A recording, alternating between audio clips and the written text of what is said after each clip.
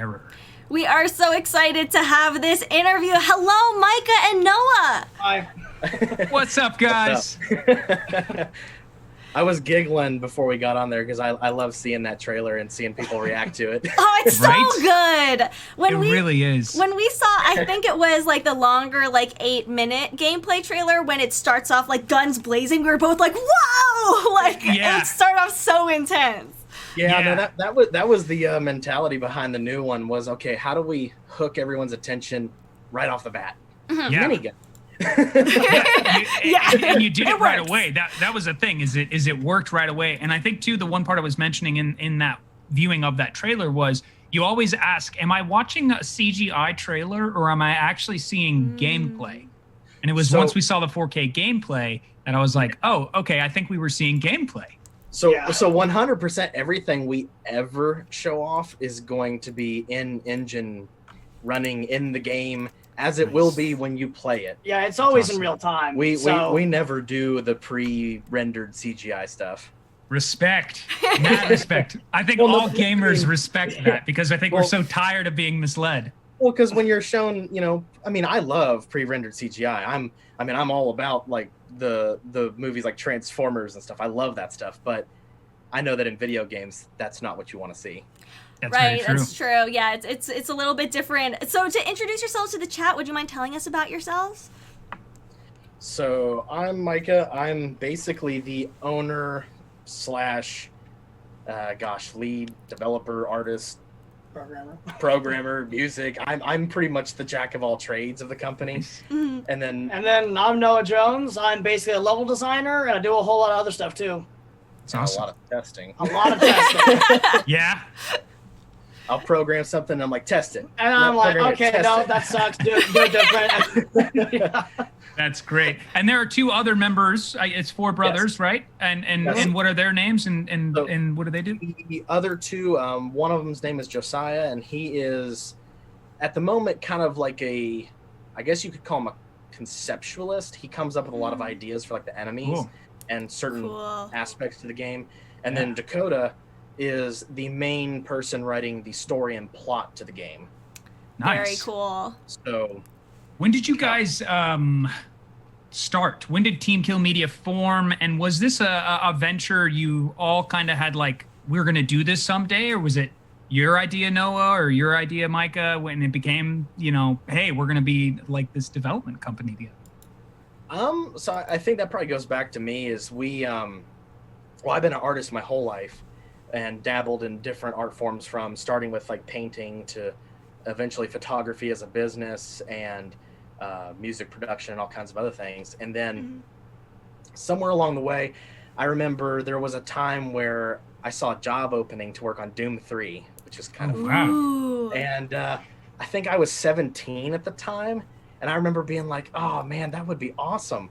And then time went on because I didn't really see a way for me to get in it realistically. And then 2016, I remember we were living in Montana at the time, and Dakota, who's writing the story to this game, he posed the ideas like, we could probably do video games.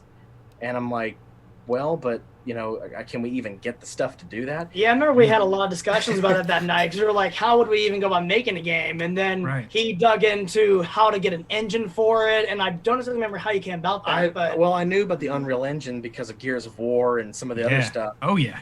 And so I dug into it, and I found out, oh, wait, it's all available. It's just a matter of learning how to do it.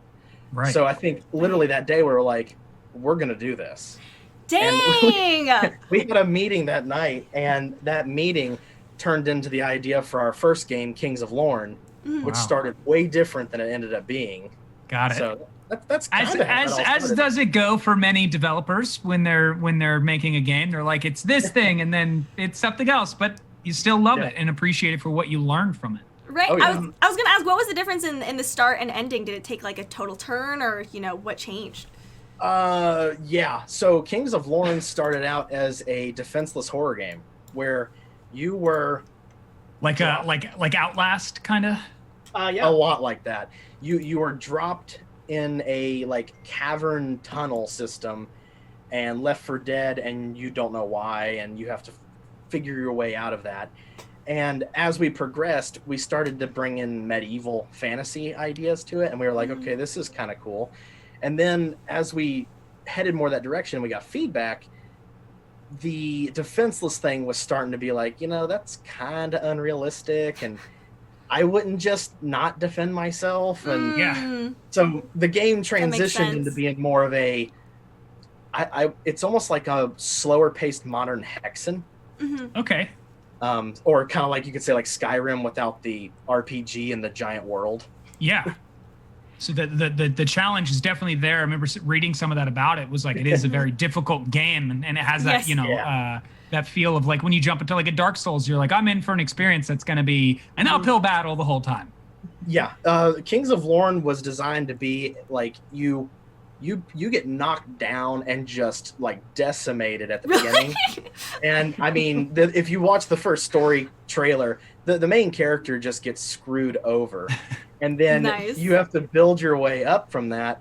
So the game starts off really, really difficult, and it slowly becomes a little easier. But then once you get to the bosses, you're thrown these insane challenges, but you've got the stuff to deal with it. So that's cool. That's fair. How do you decide like how hard is too hard of a game? Like how do you find that balance? That's a good question. Gosh. God, that's actually kind of funny because I think a lot of the difficulty gauging was based on my testing. And I played a lot of Souls games. So when I said, this isn't hard enough, I think it was gauged pretty accurately. But then again, I play all the Souls games, and some of them I think are kind of easy. So I'm not sure. Wow. I can't beat a Souls game to save my life. I can't play them. I can't play them. I don't have the patience. I've tried for them it. once. I didn't have the patience either. Right. Now I can beat Kings of Lorne. I've obviously played through it a billion times. But so I thought if it's easy enough for me, who sucks at the Souls games, and he can handle it with no problem, that was probably a good balance. And then we added difficulty modes as well. So has that same way of designing taken its journey over into Quantum Error? No. Well, yes and no. So Quantum Error's difficulty is going to be challenging, but it's not going to be the same style that game was. I would say Quantum Error is going to be a lot more traditional in the fact that it's like you're starting off slow and you're building as you go, and so the difficulty is more of like a slope going in one direction, not a huge hike and then a gradual upswing. Okay, that's pretty cool. I love it. Kyle Mighty just threw up in the chat, Noah is the standard. Love it. Noah's the standard at TeamKill Media for game difficulty. How difficult is too difficult? It's no longer called default. It's called Noah. So if it's too hard, blame him. What are some things that you learned from, Kings of Lorne that you want to make sure you bring over to Quantum Error, or maybe some mistakes that you've made that you're like, we don't want to do things like that? There's a handful of them, because we take everything as a learning experience, no matter what. To me, there's no such thing as bad feedback because you can only get better. And amen to that. So, Kings of Lorne. The number one thing is I think it did start off a little too aggressive. I think that could have been a little softer. So I know for a fact that Quantum Error is meant to be it's more traditional in that fact. Some of the other things is actually I think one of the main things about Kings of Lorne is I think it could have been a better game if it would have been more like the Souls games, more third person. Wow. Interesting. Interesting. Like as much as I love the first person view, and I'm a first person shooter fan. And it worked, and it's good, and I'm proud of the game. But I think it could have been better if you actually could see the character. Of course. I can understand that appeal as well. Just from that, just the visual aesthetics of the game and seeing it in action. The third person, I get that. Yeah. Another thing I think we didn't do well, and this was on purpose, so it wasn't that we didn't do it well or good or bad, is Kings of Lorne was meant to be like, all right, here you are, figure it out. Yeah. Whereas Quantum Error is going to be more like, this is who you are, these are the skills, this is how you do it. Cool. Now go on and play the game. There's going to be tutorials. It's not going to be just thrown to the wolves. Yeah. How long have you guys been currently working on Quantum Error? Gosh, let's see. I think it was technically started very late last year. Yeah. Oh, wow. It started late last year. Wow. It's been so the development, the pre-production for it was going on while Kings of Lorne was being finished. Yeah. Mm-hmm. And then I think I started putting together that first trailer. It was like right after Kings of Lorne launched. Right as Kings of Lorne was launching. And because I had an idea and I knew what I wanted to make like for months for that trailer. Yeah. And we'd already had the full idea in general. So like while I was finishing Kings of Lorne and stuff, he was already starting like the level block out for Quantum Era. Wow. So nice turnaround. Yeah. We didn't hesitate at all. We were like, okay, we know. You were like, we take no breaks. Yeah. Well, and we are incapable of being lazy. That's a good thing. Yeah, that's great. Yes. I wish I felt that. Same. Like, I mean, we work 10 to 12 hours a day, like 6 days a week on this stuff. So, and we never get burnt out. Like, it's too much fun. That's cool. So, because when I get in the mood and I'm doing it, I'm like, I don't want to stop yet. I want to keep going because I'm in the mood. You almost lose track of time. Flows. Yeah. Yeah. Well, that's when you know you're in the right industry. Yeah. Well, and we're just as excited making these games for people because I guess, like, I don't know, we're making something we would enjoy to play. So right. That is important in any passion and outside of doing news, like as an artist, and guys and I've talked about this, is like if you're passionate about what it is that you're doing, you actually never work a day in your life because you're just living in that space. Yeah, so that's great. That's great to hear that. You get that feel from it too when I watch the gameplay, and that was something I want to talk about. I know you've mentioned it on your website and have talked about that the similarities are there to things like Dead Space, which is one of my favorite survival horror games, and that feel to Doom 3. What was it about those titles for you guys that you were like, we need to take kind of like what Bruce Lee did with martial arts, pick the best from all different types and put it under one? What was it like going back and looking at those titles and taking those pieces and throwing them into Quantum Era's development? So actually the funny thing is when we start an idea to make a game, we actually don't look at anything. We're like completely like, so we come up with like the story and the premise first. Yeah. And then like this one, for example, we knew we wanted to do a first person shooter because we love that style of game. And so we knew we wanted to do that. I had some weird ideas for stuff based on like CERN, interdimensional, God particle stuff. Okay. And our dad's a firefighter, and when we started going to pick, well, he's not a firefighter anymore. He was a firefighter for most of his career. Now he's just a paramedic. But we a paramedic. Just saving lives. Hardcore. Just saving lives. I guess we say it that way because he enjoyed his firefighter career probably more so than the paramedic. I see. Because both careers, you're saving people. Right. But the firefighting stuff, I guess he enjoyed the excitement of the burning building. Yeah, for sure. Yeah. But like multiple ideas kind of came together, and then it just so happens that it ends up being similar to Dead Space and Doom 3. And I mean, we love those games to death. I love Doom 3 and Dead Space. But they actually were never thought about in the process. Wow.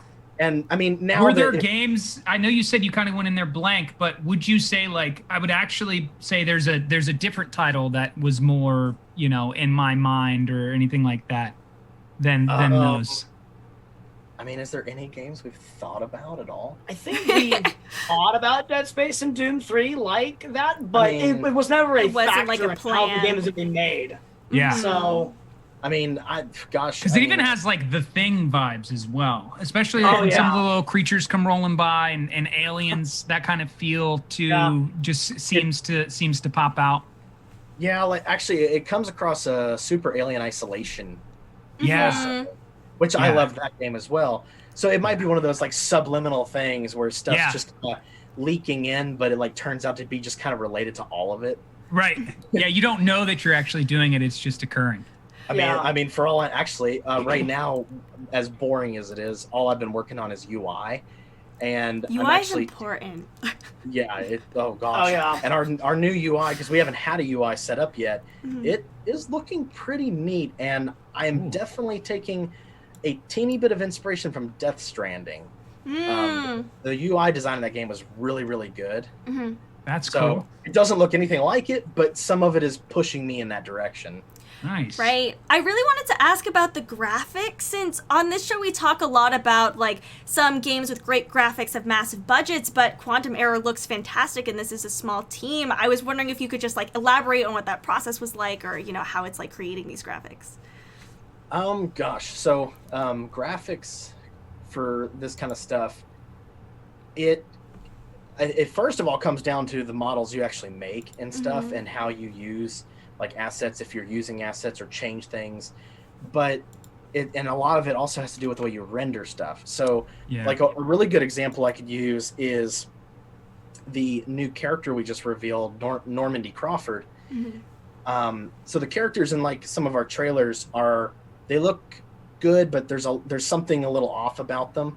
And so I've spent more and more time, trying to figure out what was the thing that made them look a little off. And so then finally I've kind of figured it out with her, and it came down to a lot of rendering stuff for like lighting and cameras. So like you can make your assets super awesome, and like even like our base enemy that's seen in the gameplay stuff, the puppet, like they're super ridiculously detailed. But if you don't light it correctly, if you don't render it correctly, you can make something that's great look terrible. Interesting. Yeah. So it's a really, really heavy balancing act of all sides in order to make things look right. Wow. And learning about this, since you said that you weren't really like in games before, how are you able to pick up all those skills? Let's see. So as far as art goes, that comes easy to me, because that's what I've done my whole life. So I'm not very good with people. However, I've obviously gotten better at that now. You're doing a great job with these people.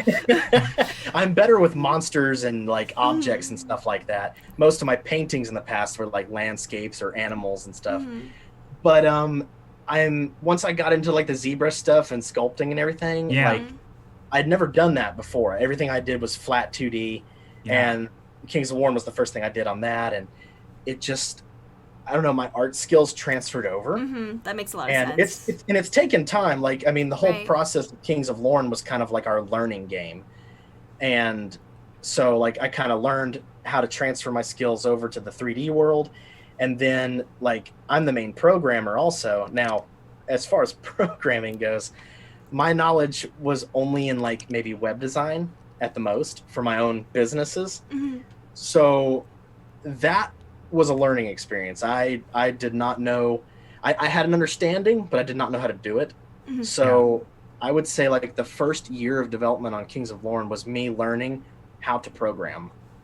Wow. Yeah. Because So you talk about big learning you talk curve. about the monsters, and just because the clip was playing, the first thing that we noticed too in the sequence with the shotgunning that I guess the puppet monsters as they're coming at you was the level of detail when you shot the leg. And then just the meat of the leg disappeared, but the bone's still there, and he's still walking. He's still walking at you. What was that process like? Because that level of detail, I think, speaks volumes to what the next gen is going to be like, and what we should start looking at for our games to start almost kind of having this like industry standard feel. Yeah, I would agree. So that monster specifically, I think I redesigned him 3 or 4 times. Okay.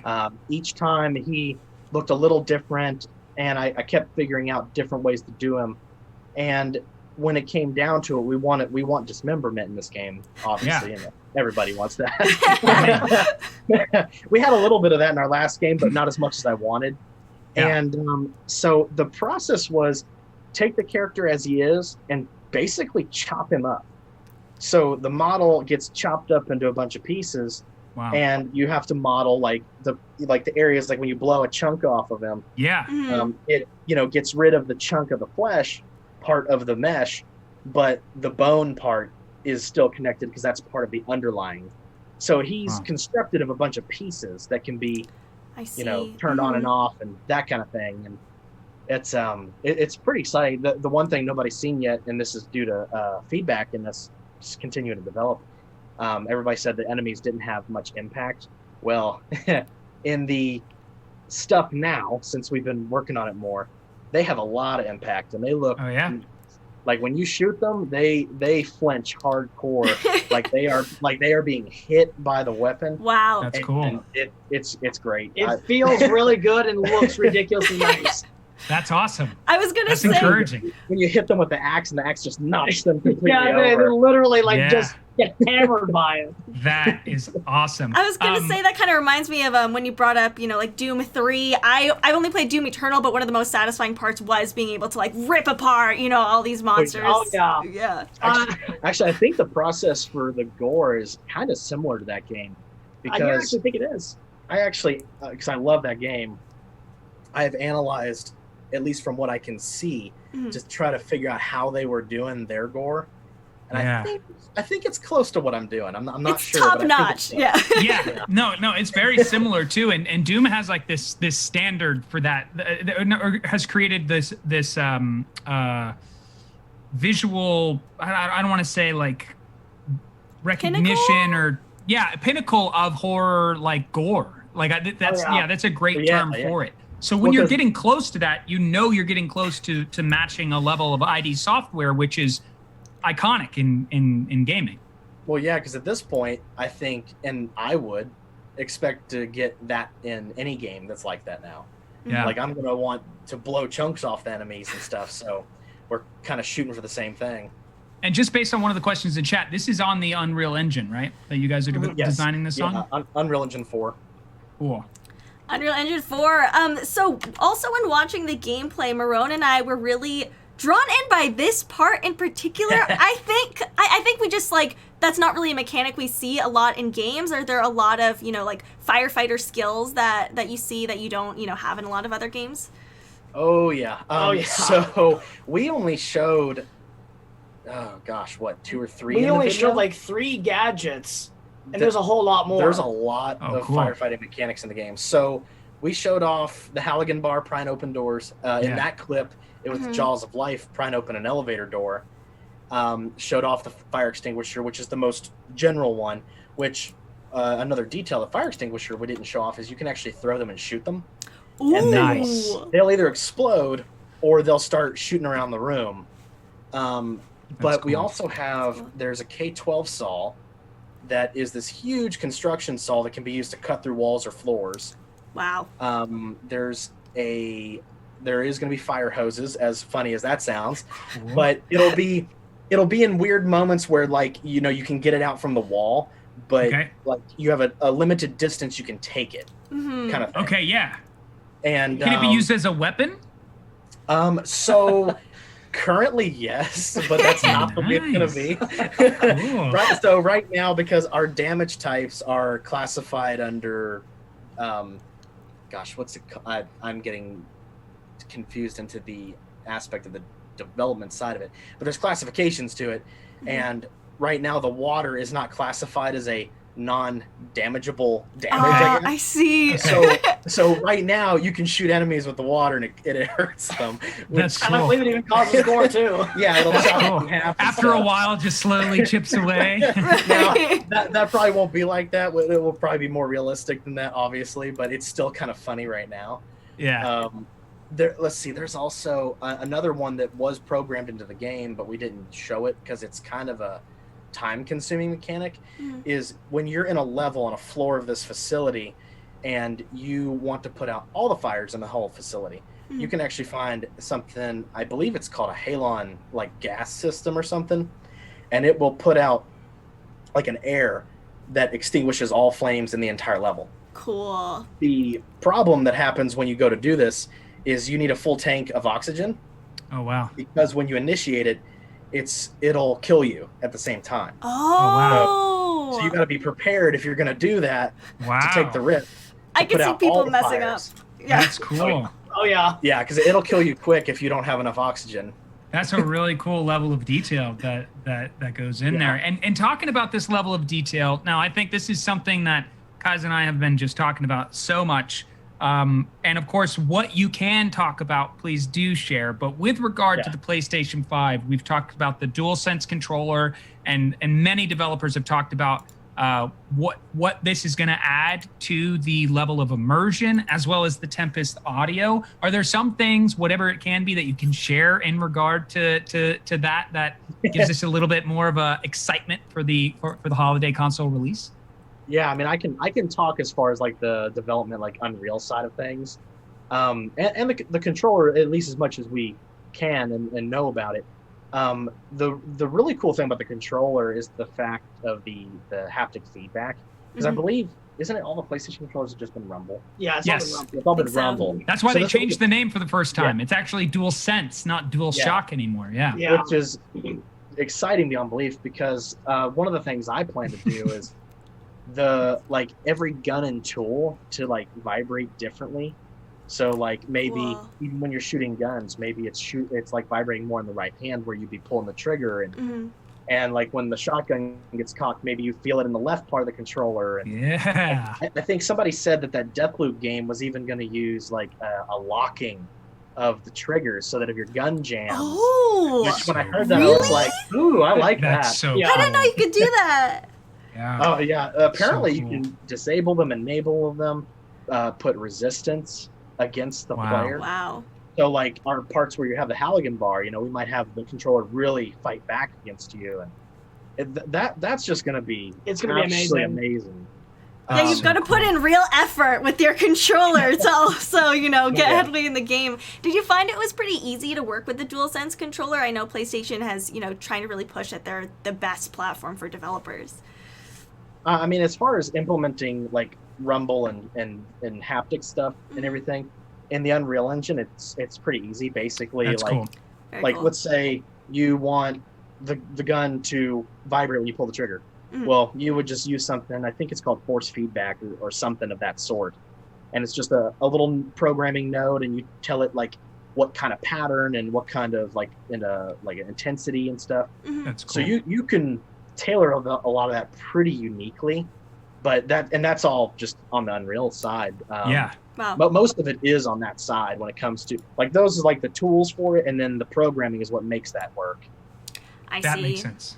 Yeah, because Epic, they even have, as we've seen and we've talked about before, Epic has this stance with Sony. They're working with them specifically with the Unreal 5 and backing that up. And that Lumen in the Land of Nanite trailer was just mind blowing. Have you guys? Is there anything into the Tempest audio at all? Because I'm so I'm deaf in one ear. So one of the things about gaming that have been very difficult for me is actually relating. If I have it on the right or left side, I will totally miss out on sounds on the right side. So I have a custom headset that feeds the left and right sound into my one earpiece. However, if true three-dimensional audio was actually captured, I should still be able to hear even out of my left ear, even if sound's on the right. And I remember that trailer stood out to me because I still felt the sense of being able to determine where sound is. Have you guys gotten to experiment with the Tempest audio yet? So as far as the audio side of things go, I don't know just yet how much of that is implemented in like Unreal. Okay. Because some of it has come into it, because I know one of the most recent ones we played with was convolution reverb, which is amazing because that simulates the like effect of reverb in a space, which is obviously used in like music production and stuff. Yeah. And I think it's the first time it's been in the Unreal Engine for sure. I don't know about other engines. That and like putting, there's a couple other ones. Like there's one called Ambisonics, which I've started to try to figure that out, but I don't actually yet have the equipment to properly hear it. Got it. So as much as I can do it, I actually can't hear it right. So I need to get something to be able to hear it properly. But I mean, the idea of all the 3D audio stuff that we are playing with is pretty neat, because like even in the game right now, you can hear where things are coming from. And I know we're not yet even implementing it all the way or correctly just yet. Audio for us too is another thing that like we get it in there, but we probably don't tweak it all the way until we're getting closer to being done. Right. Just because so much of that might change and we might swap out sounds. Do you guys have some tricks up your sleeves with audios that you're excited about as you get towards the end, especially with some of those creepy crawlies crawling by? Yeah. I mean, I have a lot of ideas for things that are going to be being done and little subtle things. There's also, I mean, we did a little bit in the gameplay trailer where we had like the ghostly figures whispering around you. Oh, yeah. With headphones on. That part's really creepy. Yeah, there's a lot of neat stuff that's going to be getting done. Just it's not yet to that point. Where do you source a lot of your sounds? Like, how much do you have to actually record yourself versus, maybe pull from other places? It depends on if we have the ability to record the sound or not. I know the shotgun and the pistol, which actually those are the only guns everybody saw. Yeah. The minigun. Yeah, the minigun. Let's not forget the minigun. The minigun is sounds that we purchased and then modified. Yeah. The shotgun and pistol is actually our own guns that we recorded in our little. Oh, cool! That's awesome. So, like that, the sound effects of the pistol is my actual handgun that I own. That's and awesome. Then nice. Our family owns this like hunting shotgun we've had forever, and so like every time you hear that little creak sound of the shell going in, that's the way our shotgun sounds. That's cool. But that type of authenticity adds a wonderful layer to the game. And then of course the cocking of the shotgun in our demo has a lot, especially if you wear headphones when you hear it, it has a lot more of a metal chunk to it, whereas a lot of pre-recorded stuff you can buy has a plasticky sound. Interesting. So when we determined that, we were like, yeah, we're going to record our own guns. Yeah, we don't want none of this plastic sound and BS in here. It needs to sound like a tank. Yeah, so like and then we were recording, I went, I was like, oh, that sounds so good. Yeah. That's great. Gun cocking ASMR. Right, yeah, you just have these sessions of just the cocking and loading on a channel. So obviously we're all dealing with the pandemic and going through the challenges that present us in the global COVID-19 situation. What has it been like to develop a game during the pandemic, and what would you say some of the new challenges that have arisen with having to develop this game in this time period? I would say, so for the most part for us, it's not changed a whole lot because we all kind of, we all live on the same property. We're all constantly in each other's faces. So it helps.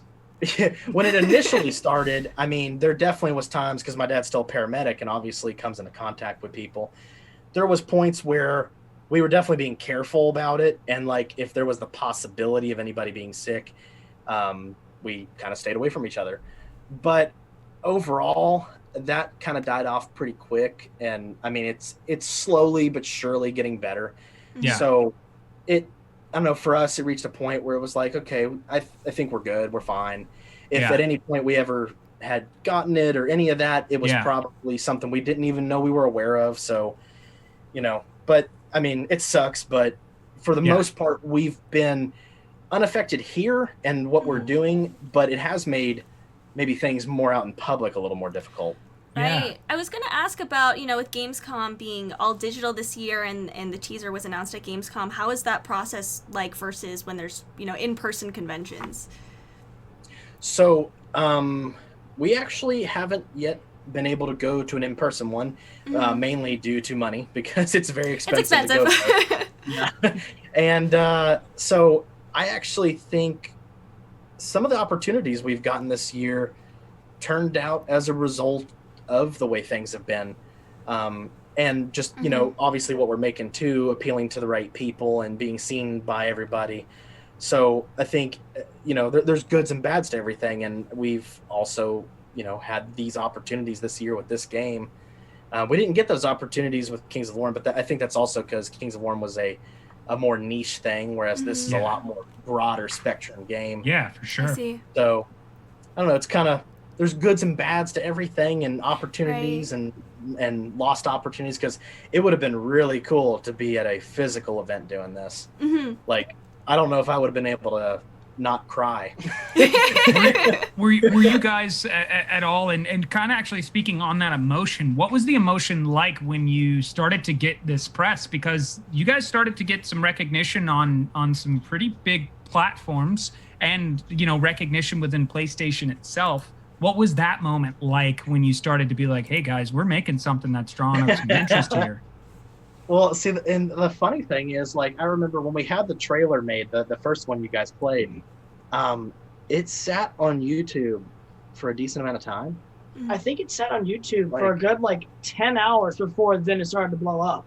Well, I mean before we even released it. Oh yeah, that. Like I had it done, and I think it sat for weeks. Yeah. Because I wasn't sure when the right time to release it was. I feel it. And when I released it, I was like, okay, cool, and people are liking it and all that stuff. And I didn't expect anything more. And then I think it was one day I woke up and the views had gone to like 100,000 or something. Nice. And all of a sudden it's just shooting through the roof and I'm like, wait, what just happened? What's happening? And then just like This is it. like, whoa. And I mean, and I know it's a cool idea. I mean, we're excited about it. Everybody's excited about it, but I guess to actually see that happen, it doesn't hit you in the face till you actually see. You're like, whoa. And that hit us in the face like a brick wall. Yeah. What has it been like responding to that? Oh, it's been amazing. God, it's so much That's fun. Cool. The people who are or everybody that's so excited about it, good, bad, excited, good feedback, anything. I mean, it's awesome. And I tried my best to reply to absolutely everybody. That's cool. Yeah, I was actually I wanted to mention that your response to us and coming on to DGN and just being who you are in the conversation, trading back and forth, and the vibe that I get from both of you is like, we want more people in the industry to be like this, because I think it's necessary to have this type of like this respect, but also understanding of like, I don't need to put up this invisible wall that I create in order to maintain some sort of like, I'm different than you type of existence, Yeah. No, definitely not. No, we are normal. We are average everyday dudes who are making a game. So. That's so cool. Nerds that TeamKill Media, now known as average everyday dudes making games. maybe that could have been the studio name. It's our new slogan. I wanted to ask. That's why our tagline is "Games for Gamers," because that's cool.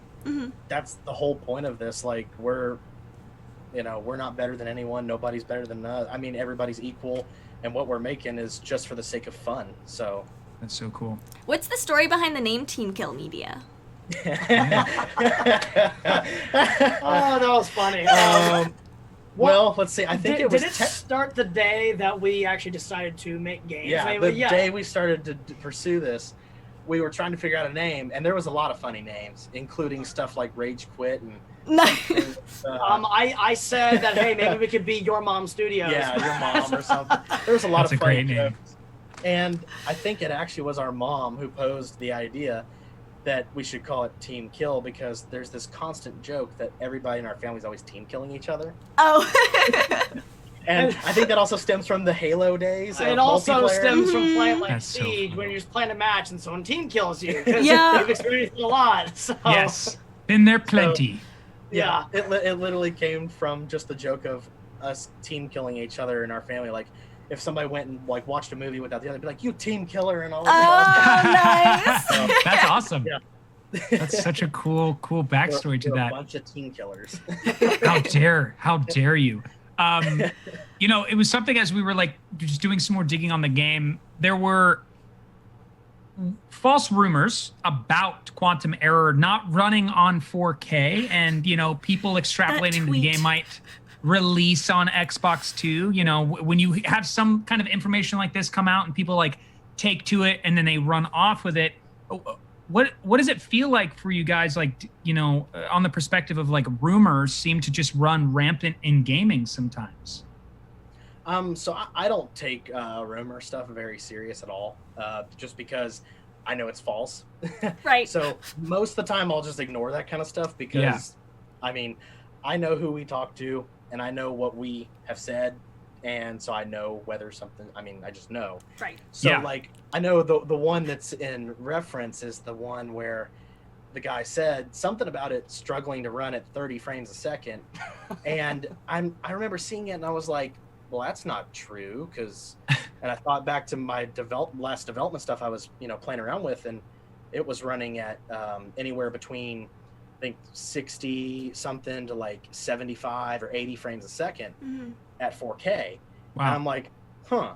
So I just responded back, and I was just like, well, that's not true, and I don't know where this comes from, and I had no idea. And then all of a sudden, that blew up, and I find out that this guy actually has lied about other things. Ooh. And I'm just like, ooh, I just accidentally dove into something I was unaware of. Yeah, but you were just being honest, no which was nice, because I think a lot of developers will like ignore it and not say anything. And sometimes if you're like, no, that's just not true, like you should just be, I'm going to address that it's untrue. Yeah, and I have no problem just flat out saying things, because I mean, if it's the truth, we've got nothing to lose or gain from that. I mean, if the game was going to run at less or more, I mean, who cares? It's still going to be a fun game. Right.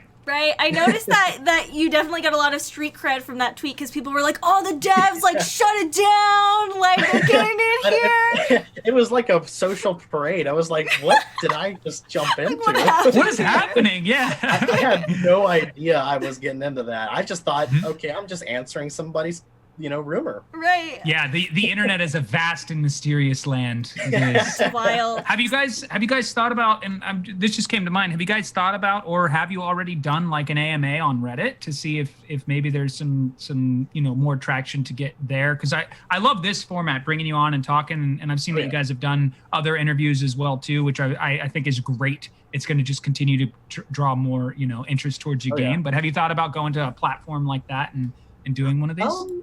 I thought about it, because I've heard of other people doing the same thing.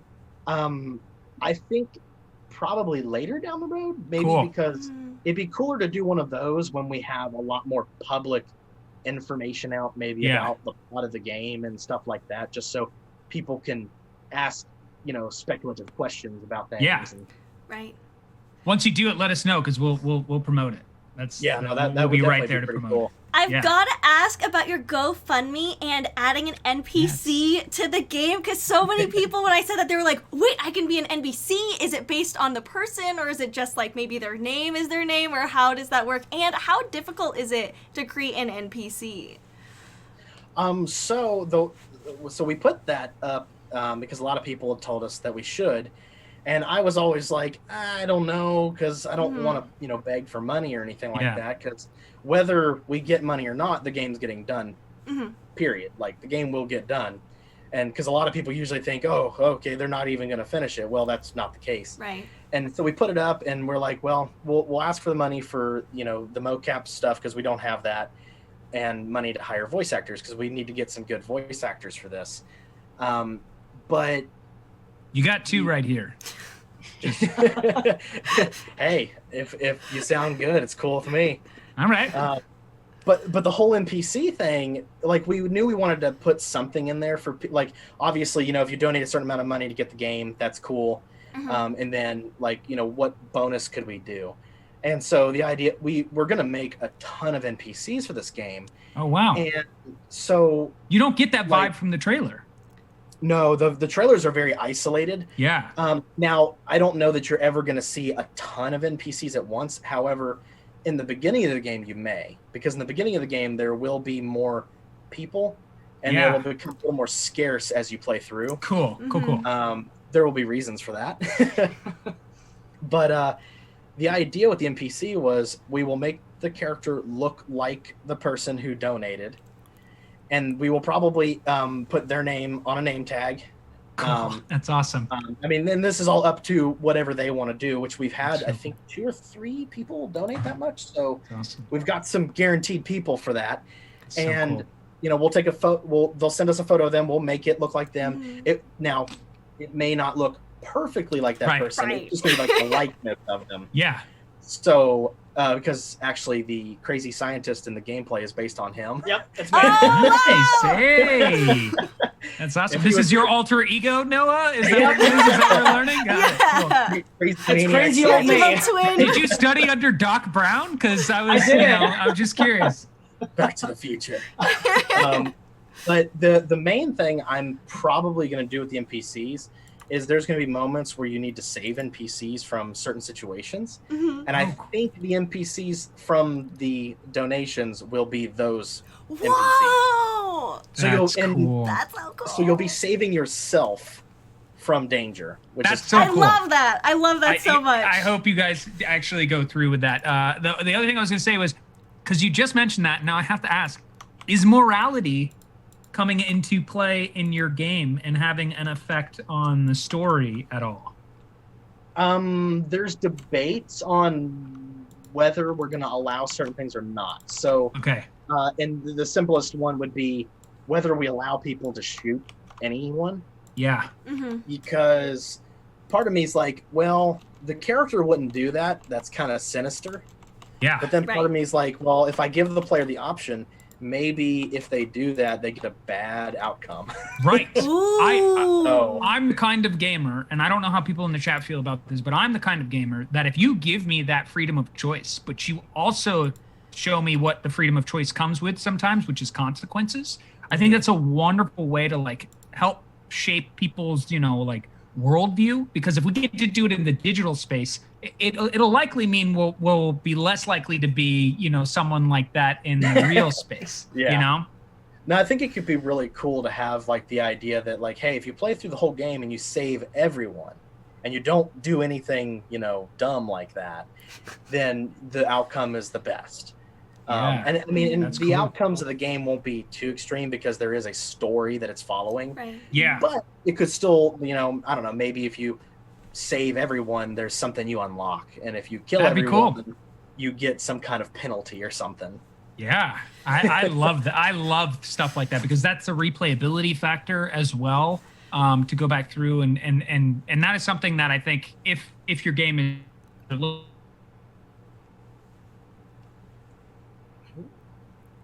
Oh, did the audio cut out for you too? Is it just me? Yeah. Oh, yeah. It cut out for a minute there. I was just gonna say I just finished BioShock and oh now everyone's frozen for me. Oh no, Zoom. Are we wait. good? Is everything good? Is everything good? I can hear I'm you guys good. now. Okay. You're Okay. starting to move them again. Okay. For a second there, you were like muted and talking, but we couldn't hear you. Oh, nice. Oh no. Like some sort of quantum error was happening. Or like a, really, Oh. a bad like overdubbed film. Yeah. It has been such a pleasure having you on the show. Where can we find you online and where can our viewers check you out? So the website is quantum-error.com. All the social media, well, actually, Twitter is quantum_error.com or just _error, and then everything else is just quantum error. As far as Facebook and Instagram stuff goes, although we post most stuff on Twitter because the other platforms aren't as good. That is true. I'll agree with that. I can- Twitter's I the can best. understand that. When should we be in expectation of more gameplay, more details, and some of the stuff that you were hinting at, you know, here today? I don't yet know when we'll show off more gameplay yet, because I know right now I'm working on just the boring UI stuff. So boring. Yeah, it's just Seriously, a lot of like people were saying in chat, and like Kaiser was saying, it's very important. And if you guys Yeah, it's land super it, that will appeal to a lot of players. Oh yeah, it's just very tedious versus most of the other stuff that's a lot more exciting. That makes Right. But sense. as far as like showing off more gameplay and stuff, I think we might wait till probably sometime next year or maybe early next year, because I have a plan for a story trailer Cool. that will actually have a lot of story in it. Nice. Probably a lot more of the cinematics instead of gameplay, but still mixed in there. Right. But at the same time, I'm sure we'll trickle things out. I know actually, I don't know how often I'm going to do this, but like we just revealed that character Normandy Crawford. Mhm. We will probably continue to release characters here and there in their, you know, multiple screenshots showing them off. Yeah. I have an idea who the next one is I'm going to show off, but you know, we'll see how as things comes together when we're comfortable with showing more. And do you guys have a window in mind of when the game is gonna come out? The goal is by probably late next year. Cool. Just because the development of this is going by a lot faster than I thought. Mhm. I'm also devoting just infinite time to it. So, and the thing is with this game, I'm working full time on it, whereas the last game I wasn't.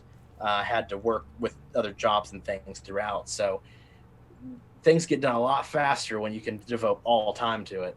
Absolutely. Yeah, that's so cool. Thank you guys so much for coming on and joining with us for the Daily Gaming News Hour and talking about your cosmic. I like how you call it the cosmic horror title that is Quantum Error, which is coming out for PlayStation 4 and for PlayStation 5, hopefully late next year sometime.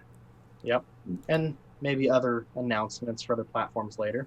Ooh. Whoa! Stay What does that mean? Everyone. Shh. Nothing revealed Promise just your yet. secret safe with all of us. Just a hint. Thank you so much. This has been such a pleasure. Welcome. Thank you everyone in the chat as well for joining us on Daily Gaming News. We'll be definitely posting, this interview up to YouTube so you can all check it out if you've missed any parts on here. Let me do this real quick because I saw my wife ask a question and I wanted to ask this because she's a huge horror fan and she's actually a horror film actress. What are, if you can, name your favorite horror films? Favorite horror film? Mine would probably be The Thing. That Nice. movie is so good. Love it. I love it. So, as funny as it is, I'm actually not a big horror nut, despite that being what we're making. Yeah, really weird. Yeah. I love that. There's a lot of things I like that are dark and maybe tend to be creepy. But as far as horror films, I think the last one I saw that I thought was legitimately creepy was Sinister. Yes. Oh, I didn't. Like, That's see that so one. cool. That film is creepy. Great. Yeah, Great that choices. one just that part where the guy looks at him when he's not moving and then he does move. I was just like, ooh, I'm done. That's awesome. You got to find a way to put it in. You got to find a way to make that work in the game somehow. Oh, there's some really creepy stuff coming in this game. Yes. The kind of creepy that makes you probably not want to go to bed. Love it. I love it. You know what? And that's what we're going to end on. Quantum Error, the kind of creepy that's not going to make you want to go to bed. Cannot wait to get hands on this some point next year. Thank you guys again so much for joining us. You're Man. welcome. Great. Good stuff. We will see you all in the chat next Monday for our next episode of Daily Gaming News. But for today, I am Kaisa. I am Marrone, and this was Micah and Noah Jones from TeamKill. I was going to let you guys take it if you want. The last time we did that, the person didn't pick up on the cue either. We've got to say something better next time. That's our fault. All right, everybody. See ya. We'll see you guys next time.